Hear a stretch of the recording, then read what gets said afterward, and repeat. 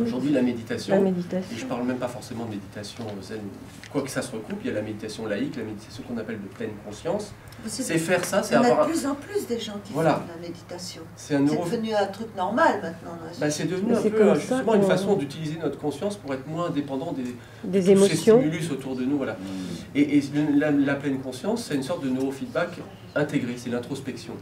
Et c'est se créer des senseurs intérieurs pour se rendre compte à quoi je pense, dans quel état émotionnel je suis, quelles sont mes préoccupations, et prendre du recul par rapport à ça pour atteindre un état de pleine conscience. Après, on peut spéculer sans arrêt sur les avantages que ça nous donne, mais ils sont quand même assez nombreux.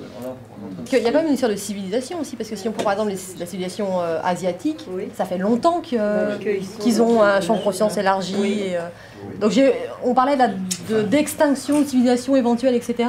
On a l'impression qu'il y a quand même des civilisations qui ont déjà un pas d'avance et qui pourraient, qui n'ont pas besoin de technologie pour faire ça, quoi. Les plus intéressés par l'imagerie cérébrale, ce sont les méditants bouddhistes. Le Dalai Lama, ils viennent souvent ils sont fascinés, ils disent là, ça correspond à notre expérience. C'est-à-dire, c'est très lié au phénomène de l'attention. Vous avez des parties de notre cerveau qui nous servent à focaliser notre attention sur des objets précis, sur des stimuli, sur une lumière, sur un son. Bon.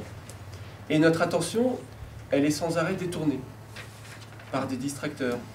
Et en fait, ce que fait le moine méditant, ou le méditant tout simple, c'est qu'il cherche à se rendre compte par quoi son attention est attirée et à quel moment elle dévie. Et il bascule sans arrêt d'un état d'attention focalisée vers un état qu'on appelle de vagabondage, ce qu'on appelle le réseau neuronal par défaut, ce qui a été identifié depuis une dizaine d'années. Le réseau par défaut, c'est ce que fait notre cerveau quand on pense à rien. Et c'est super important. Et c'est tellement important que si on n'a pas ces moments de vagabondage, notre mémoire ne s'organise pas et notre sentiment d'exister commence à flancher.